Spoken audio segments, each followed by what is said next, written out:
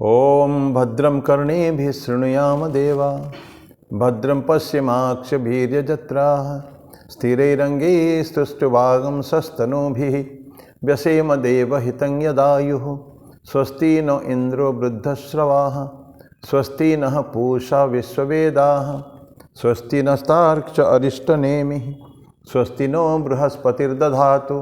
ओम शांति शांति शांति। हरि ओम। भगवान श्री रामकृष्ण देव, भगवती माँ शारदा जी और स्वामी जी को प्रणाम अर्पित करता हूँ। मेरे गुरुदेव पूजन स्वामी भूतेशानंद जी महाराज को मेरा प्रणाम है और आप सभी को प्रणाम। आज एक छोटी सी कहानी जिसमें एक कर्तव्य बोध की बात हम लोग करेंगे। ये कहानी काफ़ी पहले मैंने सुना था, कभी भी ऐसे सडनली कोई चीज़ याद आती है, कभी किसी से सुनी हुई कहानी रहती है, उसका जस्ट वांट टू शेयर आपके साथ साझा करना चाहता हूँ। उस कहानी को मैं, उसमें बहुत कुछ हम लोग के कर्तव्य का बोध भी है। परिवार लोगों का कर्तव्य से हम लोग जो इंसान बनते हैं, छुटपन से लेकर बहुत लोगों के आशीर्वाद से, बहुत लोगों के एहसान से हम लोग बनते हैं।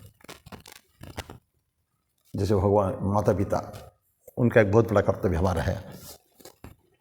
उसके बाद आता है हमारे बंधु बांधव जो होते हैं, वो भी सब हमारे साथ जुड़े हुए हैं सारे, उनका भी कुछ हमारे के लिए कर्तव्य होता है। अंतिम में तो ईश्वर का कर्तव्य तो है ही है। वो तो है, ईश्वर तो हमको जो बनाया है, बना के इस सृष्टि पर भेजा है, तो उनका कर्तव्य तो है ही, बहुत बड़ा है। क्योंकि हमारा जो कुछ है उन्हीं से ही है। लेकिन माता पिता हमको शिक्षा देते हैं, उनका कर्तव्य बहुत बड़ा है। राजा का कर्तव्य है। इस राजा का कर्तव्य के बारे में और माता पिता के कर्तव्य के संबंध में आज की कहानी में हम लोग चर्चा करेंगे। कहानी एक राजा की कहानी है। राजा बहुत अच्छा राजा थे। कोई भी राज्य में एक राजा थे, कोई मेंशन नहीं है कहाँ के थे, क्या है। प्रजापालक थे, बहुत सारी प्रजा उनसे खुश थी। लेकिन राजा को एक तकलीफ थी कि उसके कोई संतान नहीं थी। ये संतान, एक समय के बाद जो राजा वृद्ध हो जाते हैं तो उनको राजकार्य चलाने के लिए भी कोई उत्तराधिकारी चाहिए होते हैं। और अब रामायण में पढ़े, बहुत सारे राजा ऐसे होते थे पूर्व जमाने में जो ईश्वर पे विश्वास करते थे, धार्मिक प्रवृत्ति होते थे, और जहाँ उनको लगा कि मैं वृद्ध होने चला हूँ और मेरा बेटा सियाना हो गया है, उत्तराधिकारी बनने के लायक हो चुका है, जिसके ऊपर मैं राजपाट कार्यभार सौंप कर मैं बाहर जा सकता हूँ, उस केस में वो चले जाते थे बाहर। ऐसा बहुत सारा राजाओं हम लोग कहानी में सुनेंगे हम लोग। तो ये राजा इसी तरह का था। राजा यंग थे, लेकिन उसका संतान नहीं होने के कारण परेशान थे थोड़ा सा, कि मेरा कभी ना कभी तो मेरा वयस होगा, वृद्ध हो जाऊंगा, तो किसके ऊपर इसको छोड़ूं, ये सोचते सोचते परेशान थे वो। तो फाइनली बहुत सलाह मशवरे के बाद उनके लोगों ने, उनके जो सलाहकारों ने उनसे जवाब दिया। बोले कि महाराज, एक तांत्रिक, बहुत बड़े तांत्रिक है, उसको बुलाया जाए, शायद आपके कुछ समाधान वो कर सकता है। राजा ने बुलाया तांत्रिक को, बहुत बड़ा तांत्रिक था।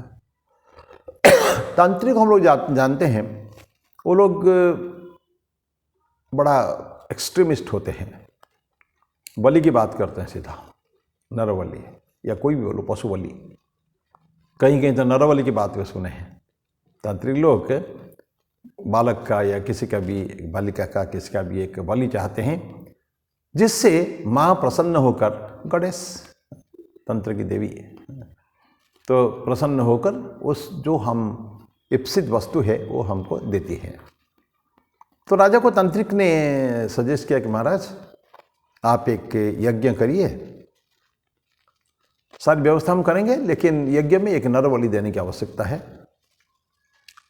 राजा ने बहुत सोच विचार कर कैसे कहे नर बलि के लिए किसको, लेकिन एक बार जबरदस्ती करना ही नहीं किसी के साथ।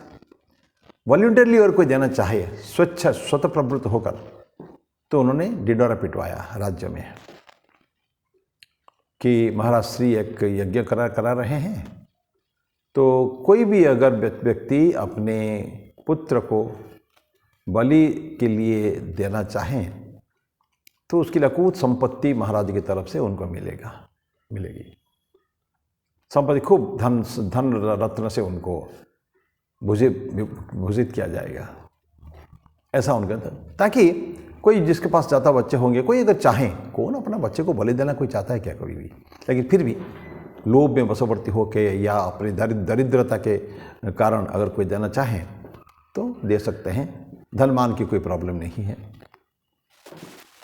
तो इस राज्य में एक जगह में एक व्यक्ति रहता था, बहुत गरीब व्यक्ति थे और बहुत सारे संतानें उनके थी, एक दो नहीं कई सारे संतानें थे उनके।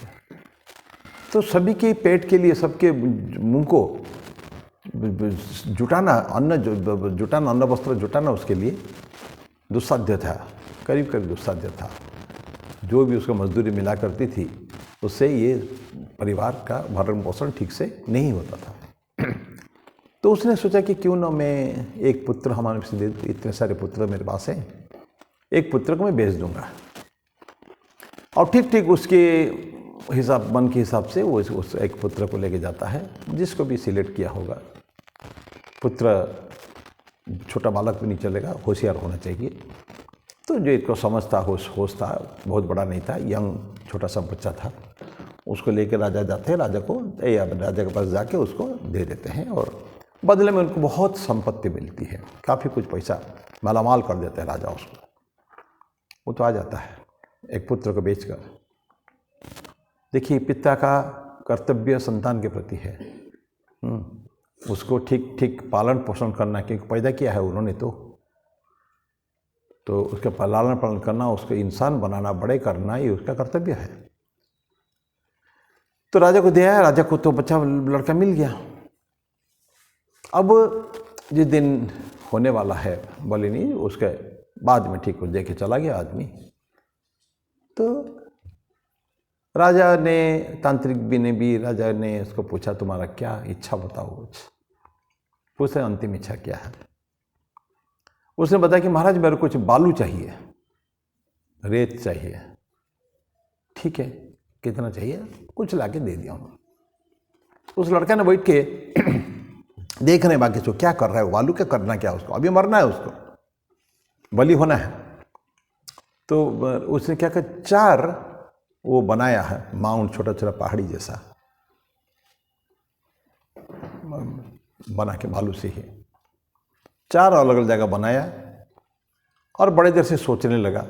सोच के पहले एक बालू को तोड़ दिया, जो घरौंदा बनाया था उसने, जो घरौंदा नहीं बने, पहाड़ी, छोटा सा पहाड़ी टाइप का बनाया था, तो उसको तोड़ दिया।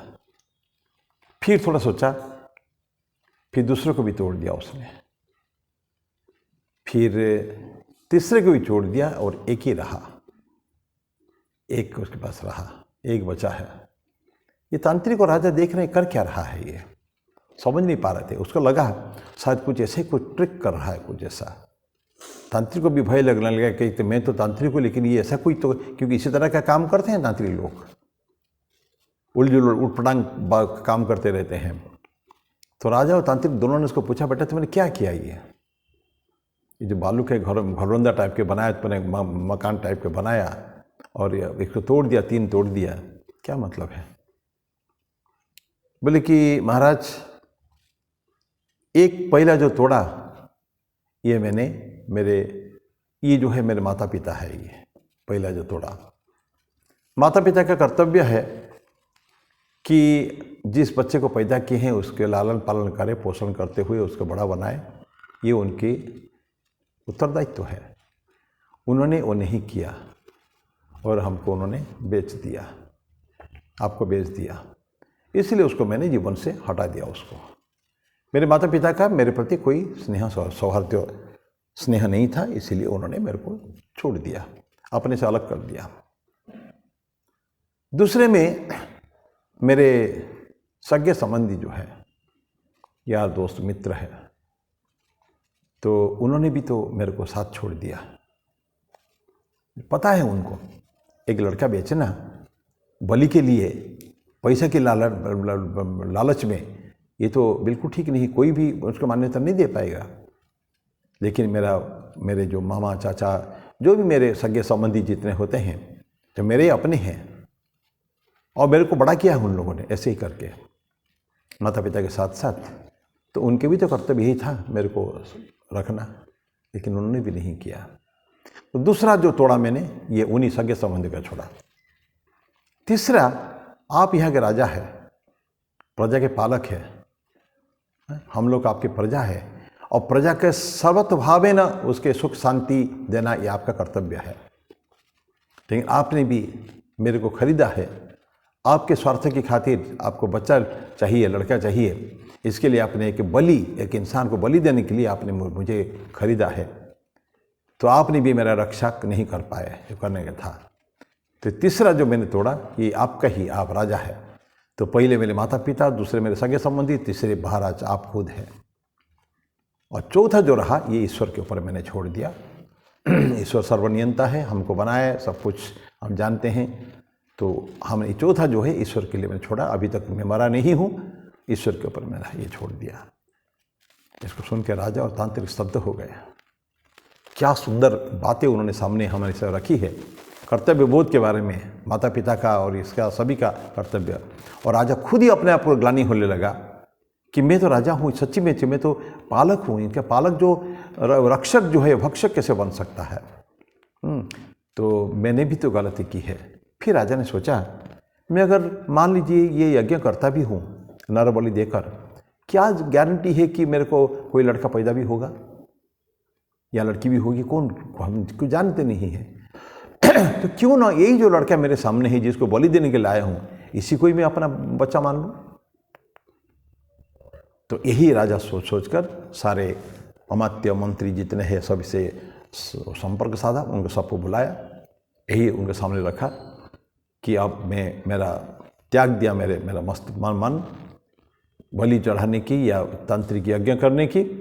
मैं सोचता हूँ कि इसी लड़की को ही मैं मेरा बेटा बना लूँगा, दत्तक पुत्र ले लूँगा उसको, इसी को आगे चल के राज्यभार सब सौंप देंगे। यही या सभी ने राजी हुआ। फिलहाल फल देता है उनके अंतिम के लिए वो यज्ञ का उनका मन से निकाल दिया उन्होंने, और उसे बलि देने का भी निकाल दिया। जो जिसको बलि देने लाए थे उसको उन्होंने अपना पुत्र बना लिया है। उनको पुत्र तो चाहिए था, ये तो चाहिए था, बहुत सारी जगह होता है दत्तक पुत्र लेते हैं।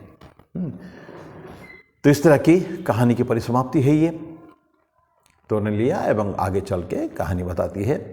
होता है जैसे साधारणतः everything is well that ends well, जो समाप्ति परिसमाप्ति जिसकी आनंद सुख से होता है, तो वो चीज़ ऐसे ही अच्छा होता है।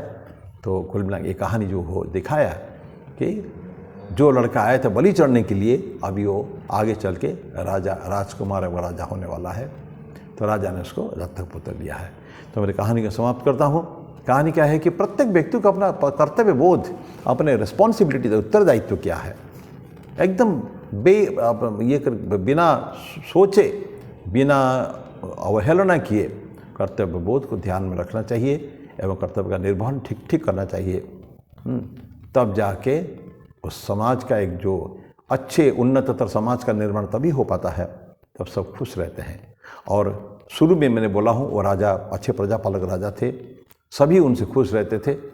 और शायद अगर ये बलि दे देता, एक कलंक उनके जीवन में लग जाता कि राजा ने बलि चढ़ा के अपने स्वार्थ के लिए, लड़के के लिए, बेटा पाने के लिए उन्हें बलि चढ़ाया है।